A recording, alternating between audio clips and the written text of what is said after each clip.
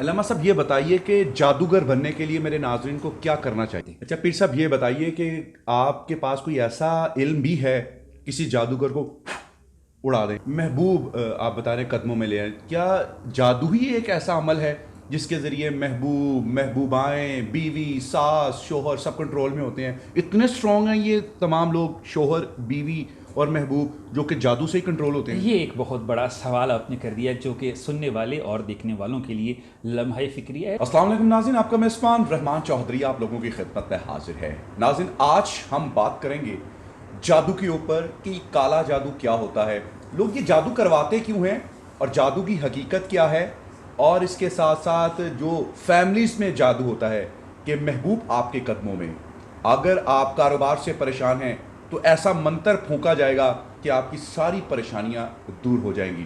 جنات کیا کرتے ہیں؟ کیا جنات میں بھی نواز شریف، شہباز شریف اور عمران خان ہوتے ہیں؟ اور اگر ان ہوتے ہیں تو ان کے بھی کیا الیکشنز ہوتے ہیں؟ ان تمام تر چیزوں پر بات کرنے کے لیے آج ہمارے ساتھ پاکستان کی نامور شخصیت حضرت پیر محمود احمد چشتی صاحب موجود ہیں، جو عرصہ دراز سے اپنی فہم و فراست اور اپنے علم کی بدولت ان چیزوں کو قابو بھی رکھتے ہیں اور اس کے ساتھ ساتھ جادو کی کاٹ بھی کرتے ہیں۔ ہم ان سے جانیں گے کہ جادو کی کاٹ سے اور جنات کو قابو کرنے میں کیا انہوں نے اپنی زندگی میں بھی کوئی رنگینی دیکھی ہے کہ یہ صرف اور صرف لوگوں کی زندگیوں کو کلرفل کر رہے ہیں۔ آئیے جانتے ہیں ان سے تمام تر حقیقتیں۔ سب سے پہلے علامہ صاحب آپ کو اپنے پلیٹ فارمز کے اوپر خوش آمدید کہتے ہیں، آپ کے قیمتی وقت کا بہت شکریہ۔ شکریہ۔ اچھا علامہ صاحب یہ بتائیے کہ جب سے ہوش سنبھالا ہے، جادو جادو جادو جادو سنتے آ رہے ہیں، گانوں میں بھی جادو چل رہا ہے، ڈراموں میں بھی جادو چل رہا ہے، ہر جگہ پر کسی کے پاس کچھ نہیں ہوتا، اور یہ پیر حضرات، علامہ حضرات بندے کو فوراً کہہ دیتے ہیں کہ بھئی تم پہ جادو ہے۔ اس کی کتنی حقیقت ہے؟ بسم اللہ الرحمن الرحیم۔ پہلی بات تو یہ ہے کہ جادو ایک ایسی حقیقت ہے جس کے تذکرے آپ کو قرآن مجید برہان رشید میں بھی ملتے ہیں۔ جب جادو کے تذکرے آپ کو قرآن جیسی کتاب میں ملیں، حدیث جیسی جو ہے وہ روایات میں ملیں، صحابہ کی زندگیوں کے اندر ان کی روایات ملیں، جنات اور جادو کے تذکرے اما عائشہ صدیقہ طیبہ طاہرہ عفیفہ جیسی ہستی کی روایات میں ملیں، اور پھر اس سے بھی پیچھے چلے جائیں تو تاریخ انسانی کی جہاں سے ابتدا ہوتی ہے وہاں پر بھی ہمیں جادو کے تذکرے ملتے ہیں۔ اسلام تو بعد میں آیا، اسلام کے آنے سے پہلے سے کائنات کے اندر جادو کے متعلق جو ہے وہ روایات موجود ہیں۔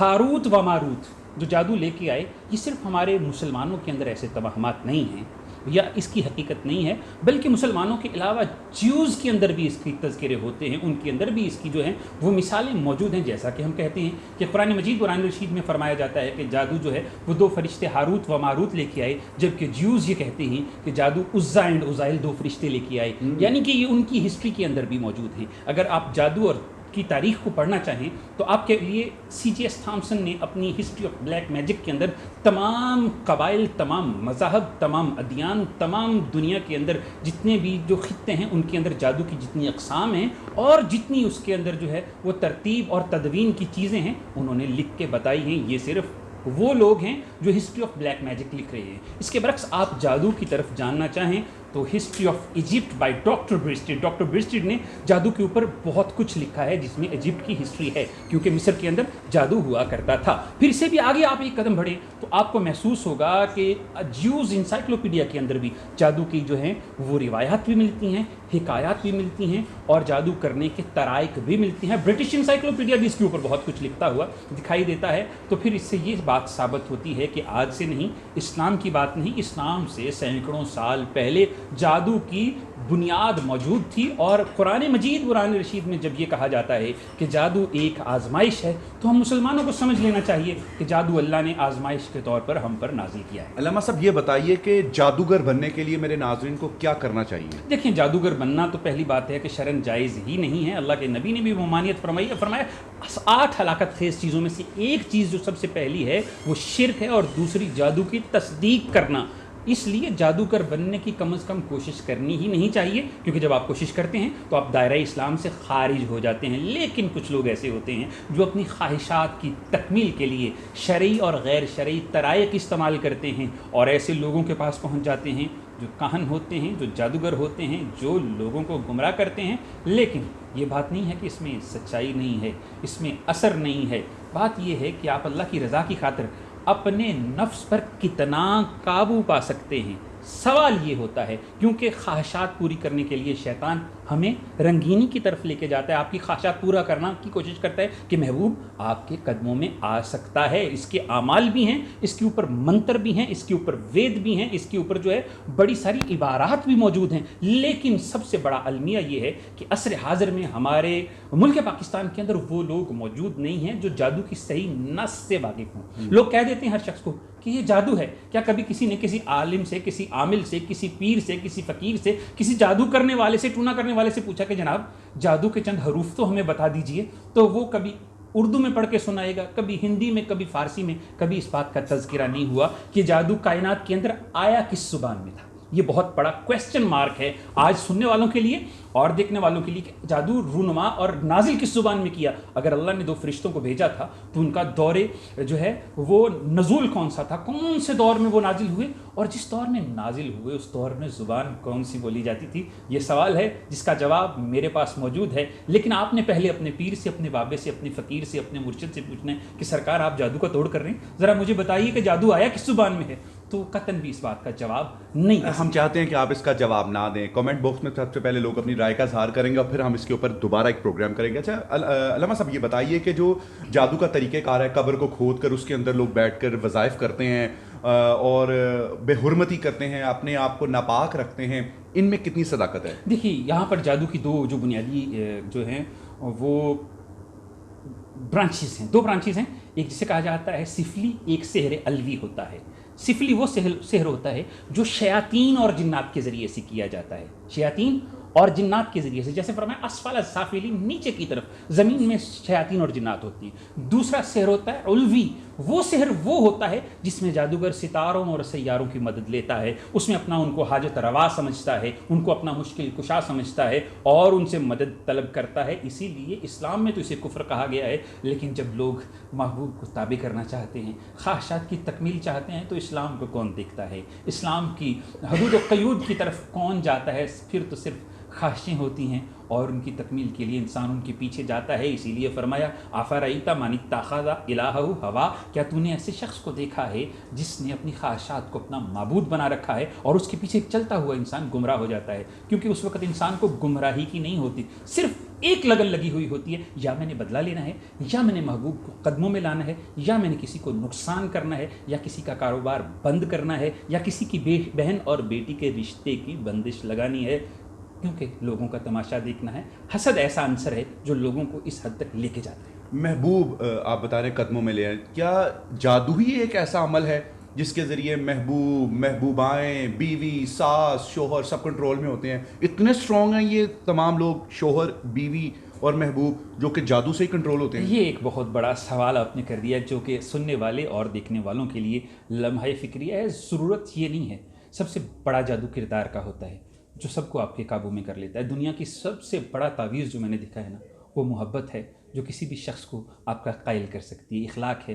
لیکن جادو کی طرف ہم تب جاتے ہیں محبوب کو اپنے قدموں میں لانے کے لیے جب آپ کو احساس ہوتا ہے کہ میرا اخلاق، میرا کردار، کسی وجہ سے کوئی شخص میرے ساتھ جو ہے وہ چلنا نہیں چاہتا، پھر وہ ایسے ہتھ کنڈے استعمال کرتا ہے۔ لیکن یہاں پر ایک سوال آپ کی نظر کرنا چاہوں گا، ایسے منتر، ایسے وید، ایسے جو ہے الفاظ اور ایسی چیزیں موجود ہیں جس سے یکسر لوگوں کی دلوں کی کیفیات بدل جاتی ہیں، جیسا کہ اللہ قرآن مجید میں فرماتا ہے کہ ہاروت و ماروت جو فرشتے جادو لے کے آئے سورہ بقرہ کے اندر 108 میں، وہ کیا کرتے تھے کہ میاں کو بیوی سے، بیوی کو میاں سے جدا کرتے تھے۔ یعنی کہ اس سے یہ چیز ثابت ہوتی ہے کہ دلوں کے اندر نفرت جادو کے ذریعے سے پیدا کی جا سکتی ہے، تو پھر محبت بھی پیدا کی جا سکتی ہے جادو کے ذریعے، یعنی کہ فائدے بھی لیے جا سکتے ہیں۔ پھر تو جادو کے ذریعے ہم اپنے ملک پاکستان کا قرضہ اتار سکتے ہیں، ڈیم بنا سکتے ہیں، نہریں پیدا کر سکتے ہیں، دنیا کے دوسرے ملکوں کو اپنے تابع کر سکتے ہیں۔ تو پھر یہ جادو کو پازیٹیو کیوں نہیں یوز کرتے؟ یہ بہت بڑا سوال کیا، یہ سوال میں آپ سے ایکسپیکٹ بھی کر رہا تھا، لیکن یہاں پہ اس کا جواب دینا چاہوں۔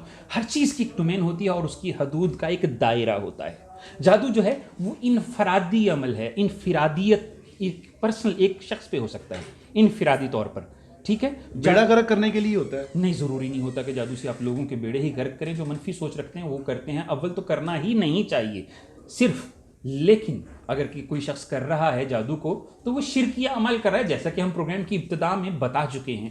لیکن سب سے بڑی بات یہ ہے کہ ہمیں جادو کی ضرورت کیا ہے؟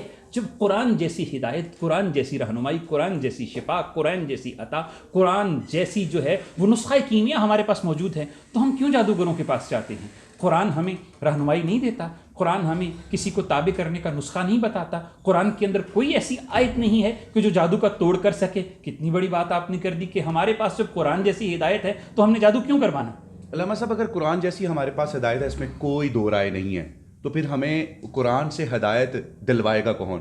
کیونکہ پاکستان میں تو تمام علماء کرام اپنے اپنی دکانداری لگا کر بیٹھے ہیں، کوئی دیوبند ہے، کوئی وہابی ہے، کوئی سنی ہے، کوئی اہل تشوف ہے، تو ان دکانداریوں میں ہم کس طریقے سے صحیح قرآن سے ہدایت حاصل کریں؟ دیکھیں، قرآن جو ہے وہ اللہ خالق کائنات نے یہ نہیں فرمایا کہ قرآن دیوبندیوں کے لیے، بریلویوں کے لیے، اہل تشیع کے لیے، اہل حدیث کے لیے اترا ہے۔ اللہ نے تو سیدھی سیدھی بات فرمائی ہے، وَهُوَ هُدًى لِلنَّاسِ، قرآن ہدایت ہے ساری انسانیت کے لیے۔ اسے عیسائی بھی استفادہ حاصل کر سکتے ہیں، اسے مسلمان بھی کر سکتے ہیں۔ فرمایا وَهُوَ شِفَاءٌ لِلنَّاسِ، قرآن شفا ہے ساری کائنات کے لیے، کہ انسانوں کے لیے۔ تو کیوں نہیں لیتے بھائی؟ اگر آپ چاہتے ہیں کہ آپ کے ہاں گھر کے اندر صرف سلامتی ہو، آپ سلام قولا من رب الرحیم پڑھنا شروع کر دیں، گھر کے جو ہے وہ سارے جھگڑے ختم ہو جائیں گے۔ اگر آپ چاہتے ہیں کہ کوئی شخص جو ہے وہ چاہتا ہے کہ اس کے ہاں صرف بیٹے پیدا ہوں اور وہ اللہ سے استغفار کرے، تو اللہ بیٹے بھی عطا کرتا ہے، یا پھر اللہ کا اسم هو اللہ الخالق الباری المصور، یہ 3 اسماء اکٹھے پڑھنا شروع کر دیں، اللہ بیٹے دینا شروع کر دیتا ہے۔ اگر کوئی شخص چاہتا ہے کہ رزق کی فراوانی ہو تو وہ سورہ مزمل کو پڑھنا شروع کرے۔ کیوں جانا جادوگروں کے پاس جب قرآن جیسی ہدایت آپ کے پاس ہے؟ بس مسئلہ صرف اتنا ہے کہ قرآن جیسی ہدایت ہونے کے باوجود ہمیں یقین نہیں ہے کہ اللہ دے سکتا ہے اور قرآن کے ذریعے سے مل سکتا ہے۔ ہم معجزوں کے طالب ہیں، ہم دیکھنا چاہتے ہیں کہ کوئی کرامت کر کے دکھائے اور ہماری زندگی بدل جائے، اسی وجہ سے ہم بے راہ روی کا شکار ہوتے ہیں۔ اچھا پیر صاحب، یہ بتائیے کہ آپ کے پاس کوئی ایسا علم بھی ہے کسی جادوگر کو اڑا دیں؟ دیکھیے، یہ ساری باتیں جو ہوتی ہیں نا، یہ دنیا کو دکھانے کے لیے ہوتی ہیں کہ لمحوں میں تقدیر بدل جاتی ہے۔ تقدیر لمحوں میں نہیں بدلتی، تقدیر صرف اللہ بدل سکتا ہے۔ ہمارے یہاں عاملین کہتے ہیں جی 2.5 منٹ، 2.5 سیکنڈ، 2.5 گھنٹے کے اندر تقدیر بدل دیں گے، تو ایسا قطعاً بھی ممکن نہیں ہے۔ یہ طاقت صاحب کن فیکن، مالک کن فیکن اللہ کی ذات کے پاس ہے۔ ہاں، عملیات سے گریجولی، عملیات یہاں پہ میں کون سا ورڈ یوز کر رہا ہوں؟ عملیات سے گریجولی بہت سے کام ہو سکتے ہیں۔ آج آپ کو یہ بھی بتاتا چلوں کہ آپ نے عملیات کا لفظ سنا ہوگا، تعویذات کا لفظ سنا ہوگا، یہ باقاعدہ ایک آرٹ ہے۔ جیسے میتھمیٹکس ایک آرٹ ہے، جیسے فزکس ایک علم ہے، جیسے کیمسٹری، میٹا فزکس، ایسے بہت سے علوم ہیں، اسی طرح سے عملیات بھی ایک علم ہے۔ علم الجفر بھی ایک علم ہے، علم النجوم بھی ایک علم ہے، اور علم العادات بھی ایک علم ہے۔ تو اس لیے ان علوم سے استفادہ حاصل کرنا چاہیے، لیکن کویسچن مارک پھر وہی ہے کہ حدود اور قیود شریعت کی ہونی چاہیے ان کے اندر رہتے ہوئے۔ بہت شکریہ علامہ صاحب، اور اگر آپ بھی ویورز چاہتے ہیں کہ آپ بھی علامہ صاحب سے کوئی استخارہ کروانا چاہتے ہوں، اپنے محبوب کو قدموں میں لانا چاہتے ہوں، یا قدموں سے آسمان پر لے کر جانا چاہتے ہوں، یا اپنے کاروبار کو چمکانا چاہتے ہوں، تو آپ نیچے جو نمبر موجود ہے رابطہ کر سکتے ہیں ہماری ٹیم کے ساتھ۔ ہم علامہ صاحب کو ضرور آپ سے ملوائیں گے اور اختتام کریں گے علامہ صاحب کے ایک جملے کے ساتھ۔ جناب، میں آپ سے یہ کہنا چاہتا ہوں، وہ محبوب نہیں ہوتا جسے قدموں میں لایا جائے، وہ مغضوب ہوتا ہے، وہ ماتوب ہوتا ہے۔ محبوبوں کو تو لوگ سینوں سے لگاتے ہیں، سر پہ بٹھاتے ہیں، ان کی قدر کیجئے، ان کا احترام کیجئے، اور محبت جو ہوتی ہے ضروری نہیں کہ گیو اینڈ ٹیک ہو۔ آپ کسی کے ساتھ احترام کا رشتہ بنا لیں تو وہ بھی ایک محبت کا ایک عنصر ہوتا ہے۔